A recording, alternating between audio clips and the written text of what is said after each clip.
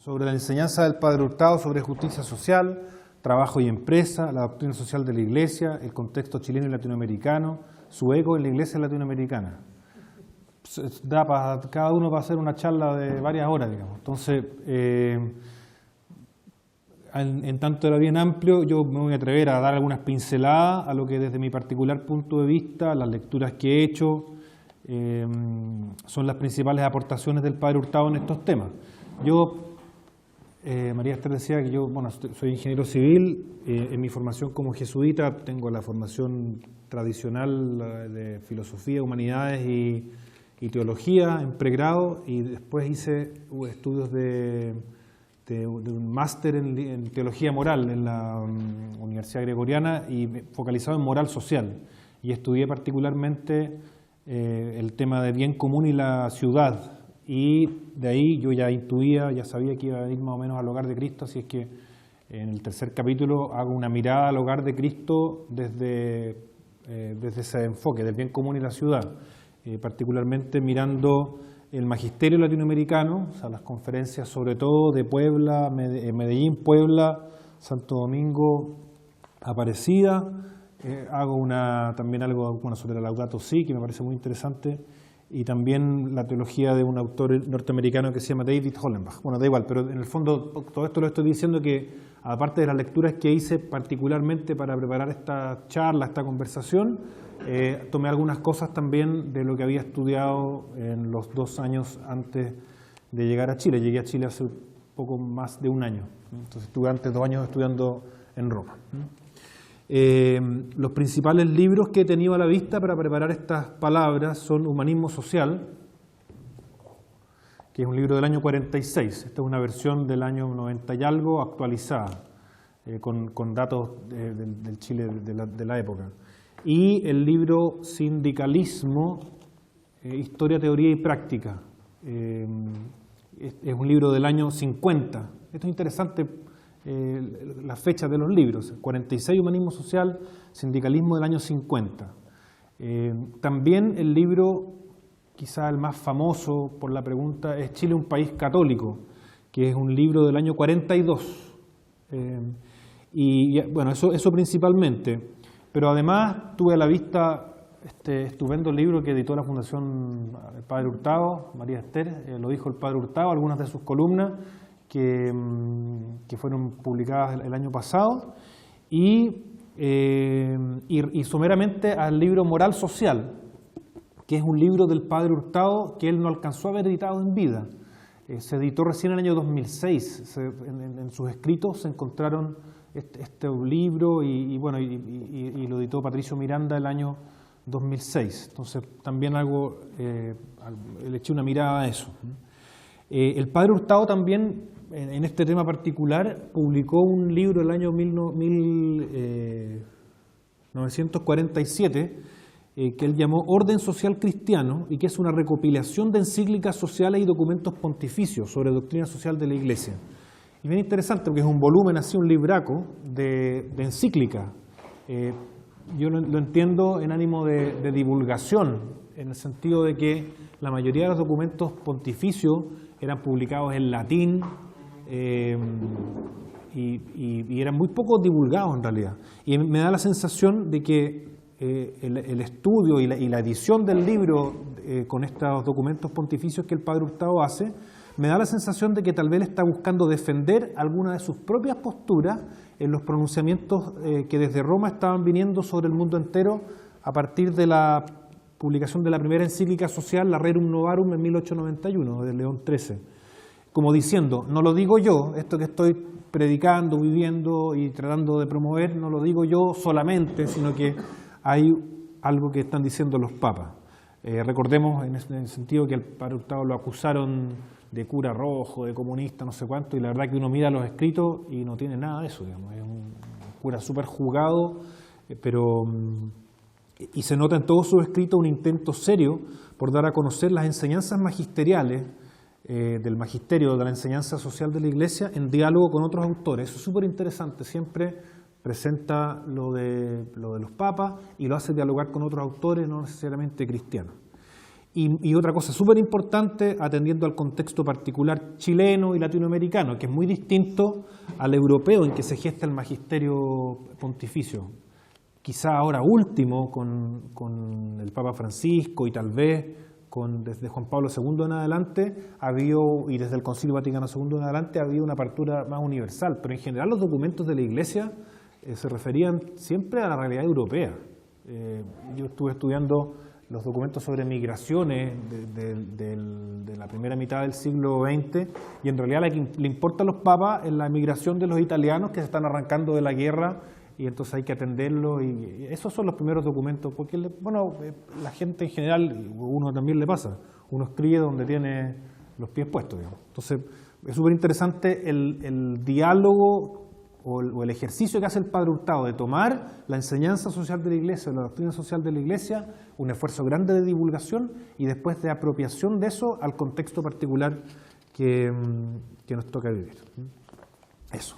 Entonces, lo primero que quisiera yo decir, y aquí voy a entroncar con algunas de las cosas que supongo que conversaron con Benito Aranda, con Juan Ochagavía, con Jaime Castellón, que tenían que hablar de la biografía, por así decirlo, del Padre Hurtado, la espiritualidad, y quiero con Jaime y antes con Juan su estudio y su desarrollo intelectual, por así decirlo, es que el Padre Hurtado fue un hombre muy de su tiempo, con los sentidos muy abiertos y con una clara identidad de sacerdote en la Iglesia Católica. Y la principal inspiración para su propuesta social tiene que ver con eso, una inspiración fuerte en el seguimiento de Cristo, ya lo dije en la doctrina social de la Iglesia, y en los ejercicios espirituales de San Ignacio. Algunos elementos de contexto, solo para recordar, porque esto lo tienen que haber visto en las tres exposiciones anteriores. El Padre Hurtado, en el tiempo de su principal producción intelectual o de libros, estamos en el periodo entre las dos guerras mundiales, el contexto de la Gran Depresión del año 30, él realiza sus estudios en San Miguel, en Buenos Aires, después viaja a Barcelona a continuar los estudios y ahí lo echan, a los jesuitas los echan de España y tiene que arrancar por la persecución religiosa y la incipiente guerra civil y se va a terminar sus estudios de teología y después hace el doctorado en educación en Lovaina, en Bélgica. Y llega a Chile en 1936, después de haber sido ordenado sacerdote y haber terminado sus estudios. En ese tiempo se está dando en Chile una fuerte migración del campo y de las salitreras a la ciudad. Después de la Primera Guerra Mundial se va al tacho, digamos, el mercado del salitre y se cierran las salitreras y lleva varias décadas en Chile la llamada cuestión social. Hay un fuerte aumento demográfico, empieza a aumentar la población en Chile. El año 44, cuando funda el Hogar de Cristo, Santiago tenía 1 millón de habitantes, Santiago de Chile. Dada la migración fuerte del campo a la ciudad, aumentan lo que en ese tiempo se llamaban los vagos, hoy día diríamos personas en situación de calle, pero así era la manera en que se hablaba en esa época, adultos y niños. También desde principios del siglo XX, pero hay un crecimiento y un impacto, y después de la influencia del Partido Comunista sobre el mundo obrero, en general de los partidos políticos, y después voy a hacer alguna referencia a eso a propósito de su inspiración para escribir el libro Sindicalismo. Y recuerden que el Padre Hurtado de joven participó, y creo que hasta fue secretario de la Juventud del Partido Conservador. Entonces estaba en tensión, era un hombre desde su formación como abogado que participó en política y muy interesado de eso. Y no es para nada oculta su inspiración sobre quienes después formarán la Falange Nacional. Él como líder de asesor nacional de la Acción Católica de los Jóvenes, tuvo gran influjo sobre un grupo gran importante de gente que inspirada en valores cristianos, creó la Falange, que se escinde del Partido Conservador y luego dará pie a lo que es la democracia cristiana. Y yo aquí me atrevo a decir, de lo que he leído, que su primera preocupación fundamental es religiosa, en sentido amplio, quiero decir. En Chile es un país católico, que es del año 42, muestra con crudos números que el catolicismo chileno está enfermo, y lo hace sin miramiento, y como que pide disculpas al principio. Porque dice, voy a decir la firme. Aquí todos se dicen que son católicos y no sé qué cosa, y los números dicen otra cosa. respecto, primero, de la asistencia a misa o de los números, pero también de la vivencia de los valores que debieran inspirar el cristianismo. Y es súper interesante el ejercicio que él hace, y lo repite después en Sindicalismo, porque para no simplemente estar con la mirada puesta en Chile, él considera las corrientes culturales mundiales y sus concreciones en el país, pero es muy interesante lo que él va contando de lo que está pasando en el mundo, bueno, y lo que pasa en nuestro país, y ahí usa algunas herramientas de sociología o de estadística que son súper novedosas para un cura y para un tipo de libro como este. Y dice ahí, y con esto afirmo esto de que su preocupación fundamental es religiosa, dice: la miseria de nuestro pueblo, causada por la falta de educación, más otros factores de orden moral y económico, que va a explicar, cuya raíz más profunda se encuentra en la falta de cultivo religioso de las masas y los grupos de selección, los grupos de élite, que acarrea un debilitamiento de su fe. Entonces, él explica la mayor parte de los problemas sociales en una falta de cultivo religioso, y ahí viene varias de sus acciones. Entonces, bueno, eso es un primer punto que yo quería destacar. Un segundo punto que tiene que ver con su ser profesor o pedagogo, más que un pedagogo, alguien que quiere promover invitar a recorrer un camino de formación buscando la transformación de la sociedad. Algunos estudiosos, y después les puedo enviar esto que tengo algunas referencias, han dividido 2 etapas en la vida apostólica del Padre Hurtado. La primera dedicada a la formación de la juventud. Ahí fue profesor en el Colegio San Ignacio, fue profesor universitario, charlista, daba ejercicio, y ahí en ese contexto a él lo nombran asesor nacional de la juventud de la Acción Católica. Y esa sería la primera mitad, ¿cierto? Y se ha estudiado su pelea con Monseñor Salinas y cómo después eso hace que deje esa responsabilidad. Y la segunda etapa de su vida, como apóstol de la justicia social, ¿cierto? O se le puede decir de otras maneras, pero creo que eso es algo que destaca. O sea, y algo que cruza todo es esta preocupación religiosa. O sea, y después voy a tratar de explicar un poquito más. En la introducción de Humanismo Social dice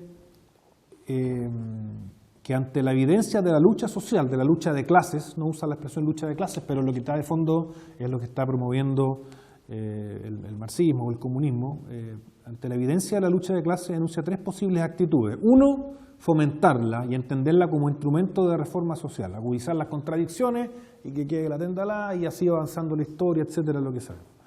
Esa es una alternativa. La segunda, abstenerse en la pelea, hacerse los lesos como que no pasara nada. Que podríamos decir es la posición de izquierda y derecha, por así decirlo, si uno tuviera que hacer una. Y la tercera, dice, es la actitud católica. Ni chicha ni limonada, no. Sincera colaboración social, dice, realizar en la práctica la verdadera y auténtica fraternidad humana. Y para ello hay que despertar en los cristianos el sentido social. Y en sus palabras, entonces, Humanismo Social, que en el fondo es un gran ensayo, es como su propuesta, yo creo, de camino que todos debiéramos hacer. Es un ensayo de pedagogía social para que nuestro país pueda ser de verdad la copia feliz del Edén. Es muy bonito, ¿no? Toma eso del himno nacional y que el himno nacional, ¿cierto? La copia feliz del Edén hace referencia al paraíso, a una idea de un orden social cristiano, y ahí entonces se conecta, creo yo, esta preocupación fundamental religiosa en sentido amplio con su preocupación política de transformación de las estructuras y que vamos a ver pasa ciertamente por la transformación de las personas. Entonces, bueno, es un profesor, finalmente, el Padre Hurtado, que quiere llevar y mostrarnos un camino a seguir.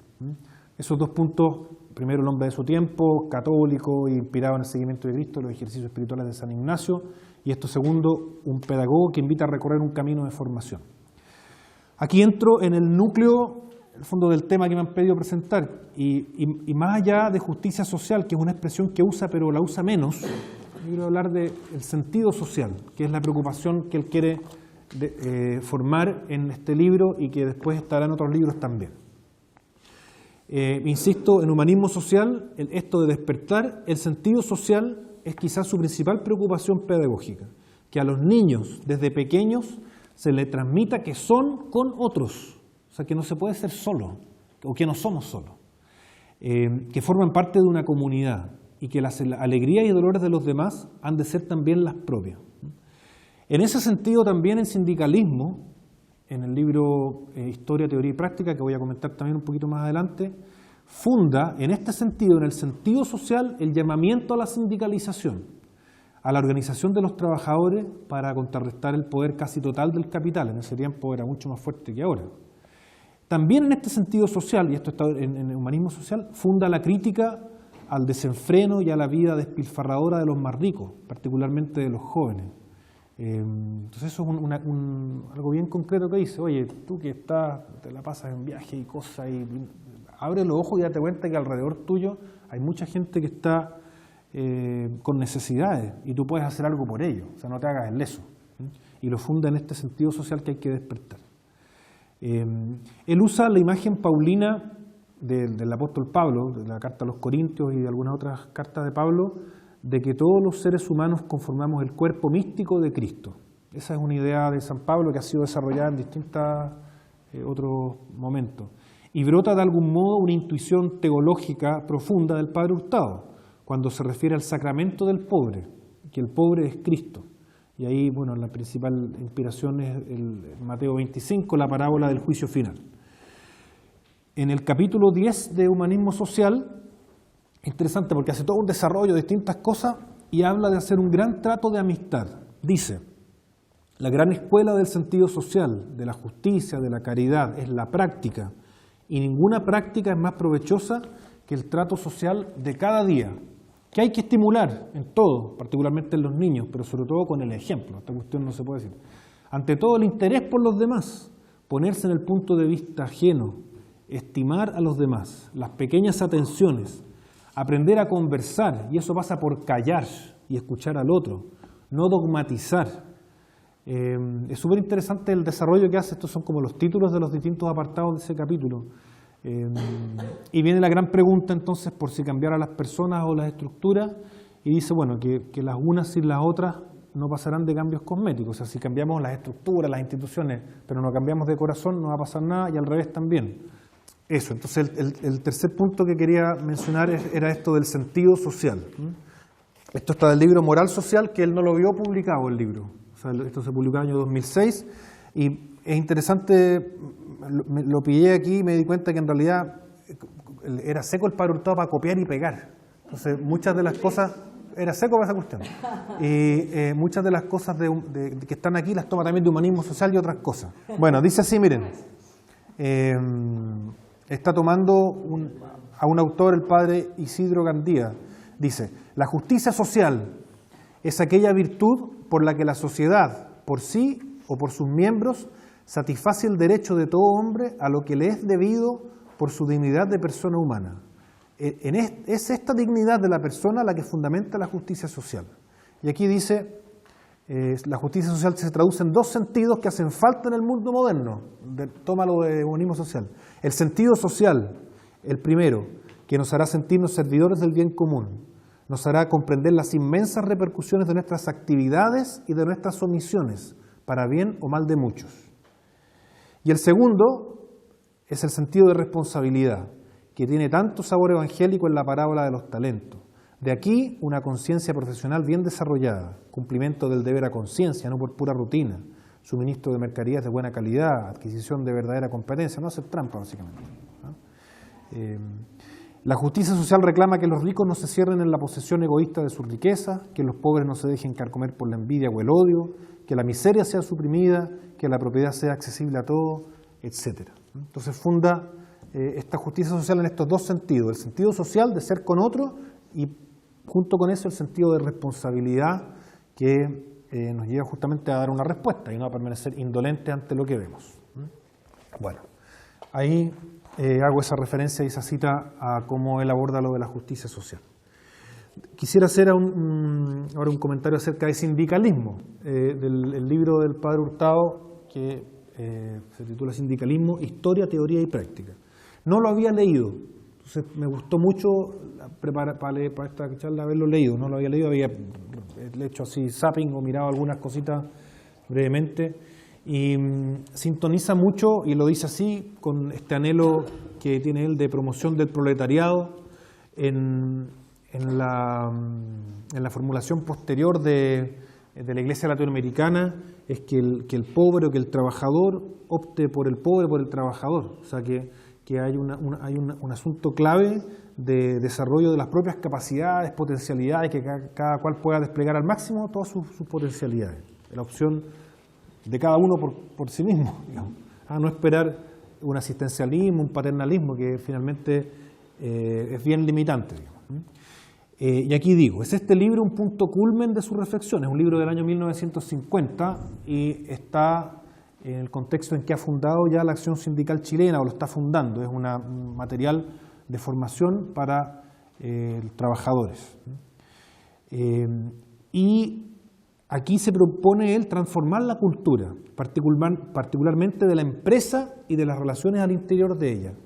Y es bien impresionante el libro, no sé si lo han leído, pero ofrece un completo estudio jurídico y legal, teológico, de la enseñanza de la Iglesia, y también del estado del arte y política comparada con otros países del mundo, y con propuestas de acción transformadora. Voy a decir que es un verdadero manual en que no solo enuncia la problemática, que es algo típico de los cientistas sociales o de que nos encanta enumerar los problemas, sino que también explora caminos posibles de solucionática. O sea, y dice, mira, lo que habría que hacer es esto, otro. Al final, el último capítulo, que se llama Porvenir del sindicalismo, dice que el sindicalismo es el arma más eficaz de las conquistas obreras hasta ese momento, y entonces hay que considerar algunos principios para que el sindicalismo siga siendo un motor de conquista obrera o de transformación de la sociedad. Primero, adaptarse a las nuevas modalidades de la economía moderna. Ha ido cambiando la economía y hoy por hoy ha cambiado mucho más, digamos. Segundo, toda acción sindical tiene repercusiones en toda la economía nacional. Entonces dice, ojo, si estamos reclamando por aumento de salarios o de no sé qué cosa, eso va a repercutir en los precios, y en fin, tenga en cuenta ante sus demandas que también hay otros. Aquí de nuevo pone el sentido social muy fuerte. Tercero, es muy importante, está mal escrito, una sólida capacidad y formación técnica de los líderes. Está muy preocupado de la formación de los líderes de los sindicatos.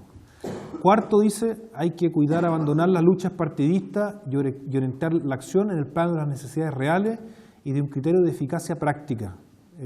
Alguno acusará esto de cosismo, digamos, pero hay que ser realista y como una especie de poner la invitación a poner la pelota en el piso. Quinto, guardar la independencia ante la política de partido. Ojalá que los partidos no se metan de lleno o no coopten el movimiento sindical y obrero.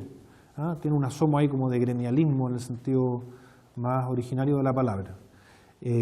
Sexto, y esto es algo que él detecta y acusa, es el contacto de la dirigencia con las bases. Él detecta que a menudo pasa que la dirigencia sindical, que proliferan las dirigencias sindicales y de repente se dan cuenta que no tienen a quién representar, digamos. Entonces, es interesante como dice, oye, muy importante que la dirigencia esté en contacto con las bases.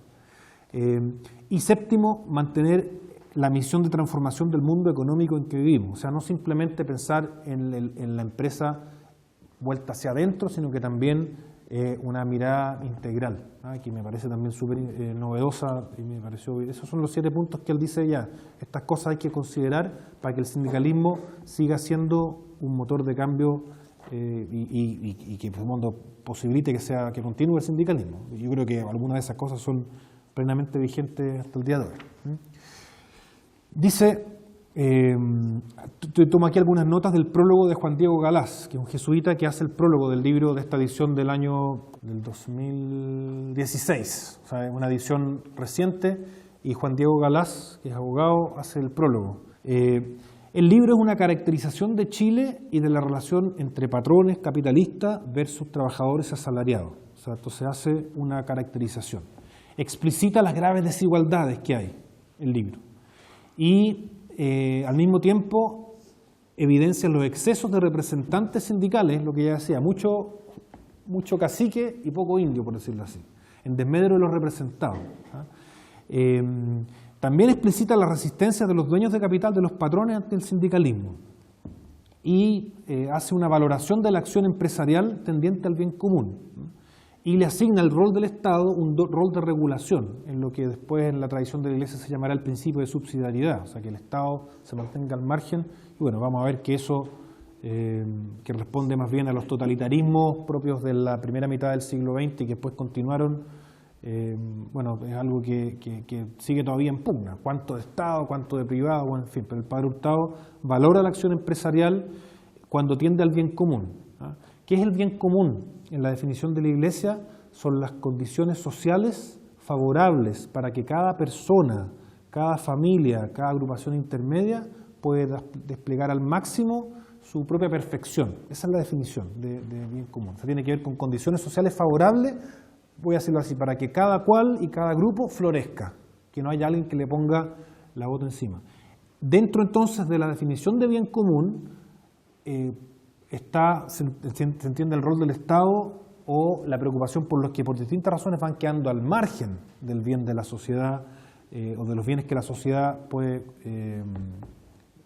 proveerse, digamos. Y bueno, y eso está a la base también de la fundación del Hogar de Cristo, que busca precisamente, atendiendo al bien común, mirar a aquel grupo de la población que las condiciones sociales no han permitido que inicie trayectorias de inclusión, que despliegue al máximo sus capacidades. El camino que el Padre Hurtado reconoce al sindicalismo es un camino humanizador y dice que permite entrar el sindicalismo en una dinámica de cooperación entre trabajadores y empleadores, donde se establezcan relaciones de reconocimiento recíproco y colaboración orientadas a ese bien común. Y la clave, y esto insisto una y otra vez, es la formación de los trabajadores y de sus líderes. Transformar al ser humano de la mano con transformar la sociedad. Y valoración del sindicalismo como una fuerza creadora de orden social, orden que solo se alcanza cuando hay el equilibrio interior, cuando cada elemento de la sociedad ocupa un sitio de acuerdo a los planes del creador. Eso, de nuevo, está la idea de un orden social cristiano, un orden social deseado, la copia feliz del Edén, las relaciones justas establecidas originariamente, por así decirlo, está esa idea, y bueno, y tenemos que procurar que cada cual ocupe un lugar de acuerdo a ese plan. Eso dice. Entonces, bueno, hasta ahí mis comentarios. Yo no soy un experto en derecho ni en estos temas laborales o sindicales, pero me parece que destaco con esto algunos de los puntos centrales del pensamiento del Padre Hurtado. Y el libro yo lo encuentro increíble, el libro, o sea, porque es un libro, es como un manual. Hace una repasada por el sindicalismo en Inglaterra, en Francia, en Estados Unidos, en Alemania, en Rusia, en Italia, en España, en Bélgica, en Canadá, en Suecia, Dinamarca, Noruega, Finlandia, Austria, Suiza, Holanda, Oriente y África, el movimiento sindical internacional, en América Latina y en América. O sea, la pega de estudiar lo de todos lados para tratar de tomar lo mejor de cada lado y replicarlo a Chile. Es una cuestión increíble. Para la época, imagínense hoy día con internet uno googlea y encuentra estas cosas. Y de ahí viene entonces su propuesta. Y antes ha hecho todo un desarrollo más teórico. El capítulo 1 es qué es el sindicato y ahí explicita las finalidades. En el punto 4 del capítulo 1, mitos y objeciones muy trilladas que circulan contra el sindicato. Por ejemplo, el sindicato ya no es necesario hoy en día, y desmonta ese mito. Segundo, ¿para qué sirve el sindicato cuando todas las ventajas que consigue subiendo los salarios quedan aniquilados por una alza inmediata de los precios? Otro mito que desmonta. Tercero, la ley de la oferta y la demanda dará al obrero lo que pretende conseguir por el sindicato y se lo dará sin trastornos para la sociedad y en forma mucho más exacta. Derriba ese mito. Cuarto, los sindicatos solo sirven para estimular la lucha de clase y para hundir la industria. Son mitos que el Padre Hurtado, con argumentos, con datos, derriba o invita a considerar, digamos. Entonces, es un esfuerzo pedagógico bien notable, ¿no? Y después va haciendo distintos alcances sobre el sindicalismo. Y quisiera concluir con 3 puntos que me atrevo a decir que, en cierto sentido, el Padre Hurtado ha sido un precursor de la teología de la liberación. Ustedes saben que en la década del 70, Gustavo Gutiérrez, sacerdote dominico, escribe un libro que se llama Teología de la Liberación, Perspectiva, ahí está la referencia, y eso que sintoniza con lo que voy a decir después, con la corriente de la Iglesia latinoamericana que intenta replicar en América Latina las enseñanzas, los frutos del Concilio Vaticano II. Pero el padre Hurtado se anticipa y tal vez desde la aproximación contextual ofrecida por el método Ver, Juzgar, Actuar, que es originario de la Juventud Obrera Católica de Francia, que el padre Hurtado conoció en Bélgica, en Lovaina, pero también miremos más antes, desde su tiempo de estudiante de leyes, sus dos tesis que son del trabajo de domicilio y de la regulación del trabajo infantil, me parece, son los nombres de las tesis. Es bien increíble que ya desde su tiempo de estudiante de leyes tiene a la vista cuáles son los problemas sociales y cómo desde su especialidad puede él dar una mirada y ver caminos de solución posibles dando pasitos. Después él estudia educación en Lovaina. Hay dos viajes que son muy importantes, hay dos estudios de Mariana Clavero, que fue la coordinadora por años del Centro San Alberto Hurtado de la Universidad Católica, que fue los grandes encargados junto con el padre Samuel Fernández de divulgar o de editar los libros y escritos del padre Hurtado. Hay dos escritos de Mariana Clavero que son súper interesantes que relata los frutos de esos viajes. El primero lo hizo a Francia, a las Semanas Sociales en Francia, y ahí se empapó de la espiritualidad del trabajo, conoció de primera fuente la experiencia de los curas obreros, estamos hablando de la década del 40. Él intentó ser obrero, me parece que en Chuquicamata, también intentó meterse a las minas del carbón en Lota, pero no lo dejaron porque había o no sé si, creo que no podían entrar mujeres ni personas con falda y como él usaba sotana, no lo dejaron entrar. Hay un cuento con eso, no sé si era cierto o no, pero hizo un intento él de acercarse al mundo del trabajo y trabajando, no simplemente de bla bla, digamos. Y ahí en Francia conoció esa espiritualidad del trabajo y de la experiencia de los curas obreros, que en Chile cristalizó en la década del 70 y tenemos a Pepe Aldunate, a Mariano Puga, a otros curas obreros que siguieron con esa intuición, digamos, o la desarrollaron algunas décadas después, pero ya la tenía de alguna manera el padre Hurtado. También hizo un viaje a Estados Unidos, ya cuando ya era capellán del Hogar de Cristo, donde conoció experiencias innovativas de trabajo social con personas en situación de calle, no se decía así, pero en el fondo, y con temas de abuso de drogas, drogodependencia, tampoco se decía así, pero en el fondo tiene que ver con mirar lo que está pasando en otros lados y tratar de replicarlo en lo que hacemos en Chile. Es súper innovador. Y en el escrito de los dos artículos de Mariana Clavero explica un poco los frutos de esos viajes, ¿no? Que eran con un cierto sentido, ¿cierto? Y de ahí yo lo que digo es que veo que esto del ver, o sea, estar atento al contexto, hacer un juicio crítico y después proponer caminos de acción, es lo que hace con el Hogar de Cristo. Él tiene una experiencia mística, que ya supongo que ya ha sido comentada en las exposiciones anteriores, y de esa experiencia mística que él comunica y que juzga, que en esa persona que ve encuentra al mismo Cristo, brota convocar a otros y actuar, y qué podemos hacer. Y viene algo muy potente, algo similar, aunque con alcance distinto en la acción sindical chilena, y también en la revista Mensaje, que sintoniza con este anhelo de llegar al mundo intelectual, de la cultura, y con una revista muy parecida a las revistas. Él toma ejemplos de todos lados y los copia sin problema, digamos, muy parecida a las revistas que él conoció en otros lados, y eso. Entonces ahí yo veo en eso expresiones de las búsquedas y concreciones de un hombre que está con los sentidos alerta y desde una profunda convicción cristiana intenta dar respuestas adecuadas convocando a otros. Entonces, digo que es precursor de la teología de liberación, capaz que algunos dirán aquí ver, pero me parece que sí, en el sentido de que la teología de la liberación lo que busca es reconocer cuáles son las dinámicas, las estructuras sociales que están provocando esclavitud, opresión, y iniciar camino de liberación, digamos, de liberarse de eso que nos ata, y para eso, claro, el padre Hurtado no usa para la evaluación la mediación socioanalítica del marxismo, o sea, no habla de lucha de clase el padre Hurtado, lo vimos antes, lo que propone es la cooperación social, la transformación social, y en eso tal vez se diferencia en parte de algunos de los elementos de la teología de la liberación, pero sin duda que lo que él está proponiendo es una mirada a lo que está ocurriendo alrededor, hace un juicio desde el Evangelio, desde muchas, o sea, es que es increíble, aquí en sindicalismo se ve, qué dicen las enseñanzas de la Iglesia, qué dicen otros autores, qué está pasando en otros lados, y de ahí proponer caminos de acción. Y es lo mismo que hace en otros de los escritos. Eso. Segundo punto de los tres finales, me parece que es un inspirador del CELAM, del Consejo Episcopal Latinoamericano, y precursor de los pasos dados en el Concilio Vaticano II. Él fue muy amigo de Manuel Larraín, obispo de Talca. Manuel Larraín es quien escribe el prólogo de Humanismo Social. Lo voy a leer, dice: el sentido social, y hace una especie de reseña del libro, como elemento primordial del mensaje salvador de Jesús. La invitación a la gestación de un nuevo orden en medio del caos imperante. Primer aporte fundamental de los cristianos: la práctica de la justicia y el inconformismo ante los abusos. No querer adaptarse a este siglo, al mundo, quiere decir eso, al século. Hay una llamada a la acción.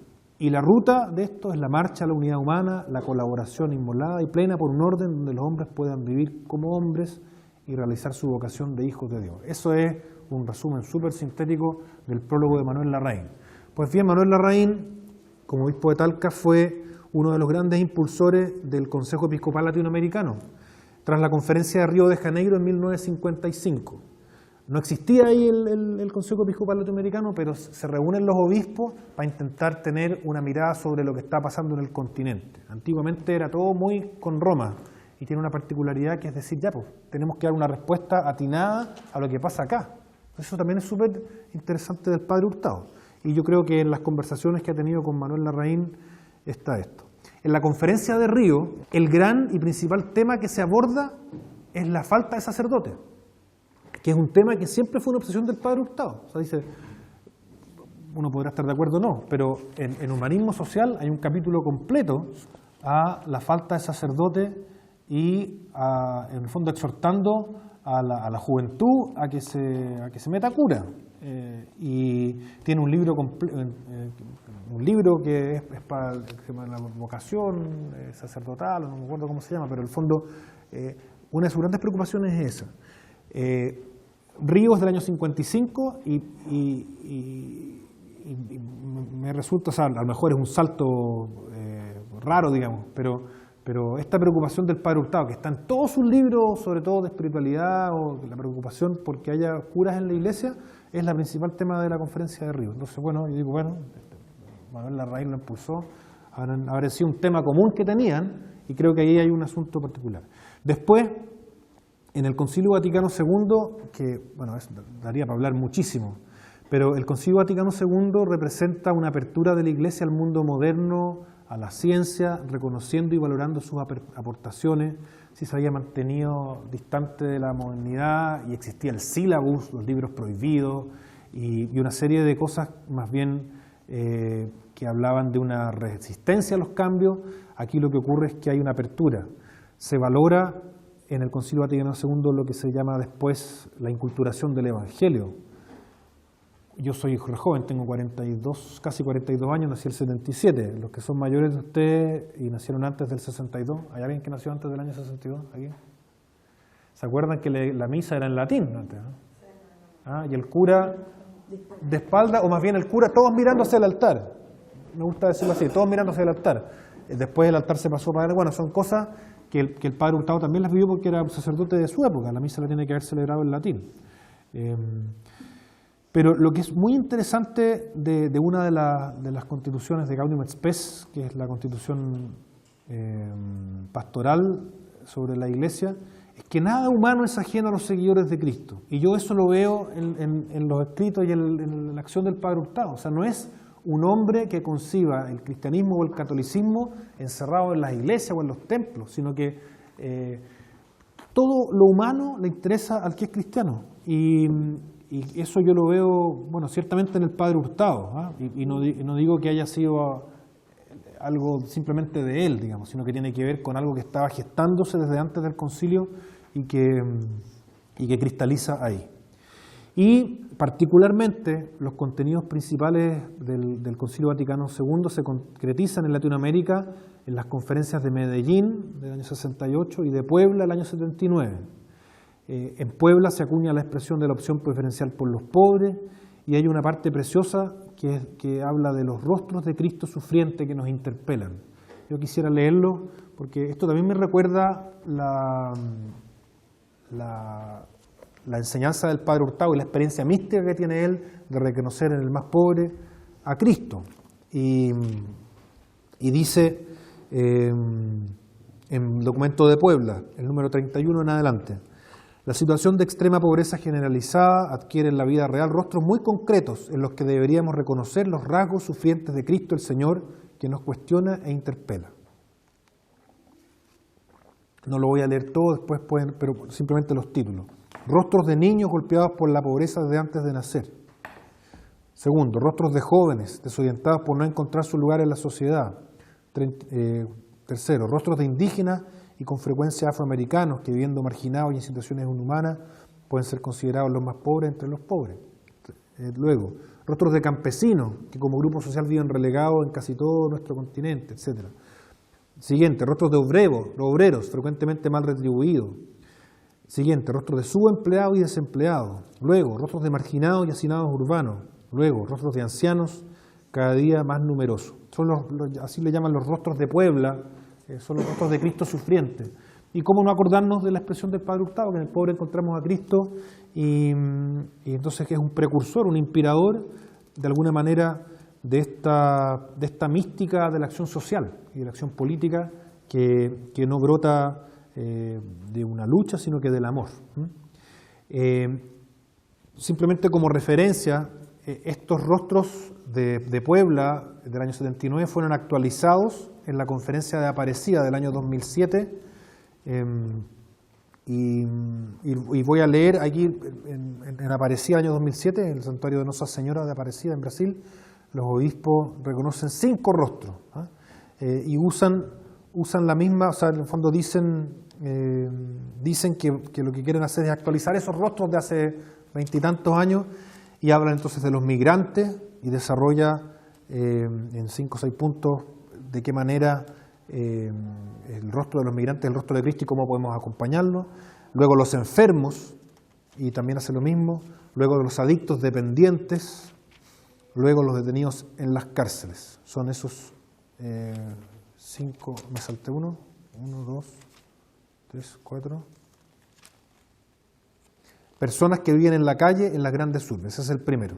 Personas que viven en la calle en las grandes urbes, los migrantes, los enfermos, los adictos dependientes, los detenidos en las cárceles, muchos otros más. Entonces, algunos dirán decir, qué exagerado, pero bueno, pero yo me parece que el Padre Hurtado fue un adelantado, 30, 40 años antes de que estas cosas fueran escritas y reflexionadas a nivel latinoamericano, él nos estaba mostrando también esta mística de la acción social. Y por último, en estos 3 últimos puntos, me atrevo a decir también que el Padre Hurtado ha sido un precursor de la actualización de la misión de la Compañía de Jesús. Hay una instrucción sobre el apostolado social del año 1949 del Padre Jean-Baptiste Janssens, que era el superior general de los jesuitas, que había sido superior del Padre Hurtado en la comunidad en Lovaina. El Padre Hurtado funda el Hogar de Cristo el año 44 y el año 49 el Janssens escribe esta instrucción sobre el apostolado social. ¿Y qué es lo que le dice a los jesuitas del año 49 el Padre Janssens? Que el apostolado tradicional de los jesuitas hasta entonces había sido la educación y el mundo intelectual, escuelas, colegios, universidades, y también la espiritualidad, ejercicios espirituales, parroquias. Y afirma que la acción social era entendida desde ahí, desde esos lugares, desde una óptica algo paternalista y asistencialista. Y entonces propone el Padre Janssens, el año 49, la creación de centros de investigación y acción social, los famosos CIAS, que después fueron dando forma, aquí en Chile fue en el centro Belarmino, en la comunidad Belarmino, con el Padre Beque, más el Padre Vigó y otros más, el Padre Van der Rest, que llegó en esa época a Chile, eran todos los extranjeros que llegaron a Chile, pero esto se replicó en todo el mundo, crear centros de investigación y acción social para pensar los problemas sociales y proponer acciones concretas que procuraran aliviarlas, transformando también las estructuras. Y yo en eso creo que el Padre Hurtado fue un precursor, porque lo hizo antes, y algo se está gestando, creo yo, en el tiempo del Padre Hurtado, en su visita y lectura que hace de las cosas que van pasando en el mundo, que va a cristalizar en la formulación de la Congregación General 32 de la Compañía de Jesús, que es del año 75. Las congregaciones generales son los organismos de gobierno universal de la Compañía de Jesús. Hace poco tuvimos la Congregación General 36, se llaman con dos motivos: cuando hay que nombrar al superior general o cuando hay que considerar un asunto particularmente importante o grave que tenga que ver con la misión de la compañía. El año 65, en la Congregación General 31, había sido elegido el padre Pedro Arrupe como superior general de la Compañía de Jesús, y vio él que era conveniente convocar a la Congregación General 32 el año 75. Y ahí se acuña la misión de la Compañía de Jesús, que une inseparablemente el servicio de la fe con la promoción de la justicia que esa fe exige, y lo desarrolla más, digamos. Entonces a mí me parece que algunas intuiciones del padre Hurtado, enunciadas y mostradas con números en Chile, un país católico, del año 42, dije 40, dan razón a esta formulación de los jesuitas del mundo entero 3 décadas después, confirmada por el Concilio Vaticano II, que lo dice el Vaticano II: el principal obstáculo para la propagación de la fe es el mal testimonio de los católicos, la distancia entre aquello que se dice creer y la vida que se vive en consecuencia. Y solo dice, aquí estoy parafraseando el Vaticano II y también la Congregación General 32, solo será creíble la fe si quienes se dicen creyentes viven eso que creen. La fe, la religiosidad, la piedad ha de tener una correlación en la vida cotidiana, en el mundo del trabajo, de la empresa, en la política. Y eso es algo que la Compañía de Jesús y todas sus obras sociales han intentado transmitir y vivir, bueno, desde el tiempo del padre Hurtado, que funda el Hogar de Cristo, pero particularmente con mucha fuerza desde la década del 70, porque se da un gran impulso. Entonces, bueno, eso es lo que yo tenía, lo preparé para conversar con ustedes, y dejo ahora abierto para que sea algún comentario, pregunta, algo que no se entendió, algo que sea bueno profundizar. Les agradezco mucho su atención.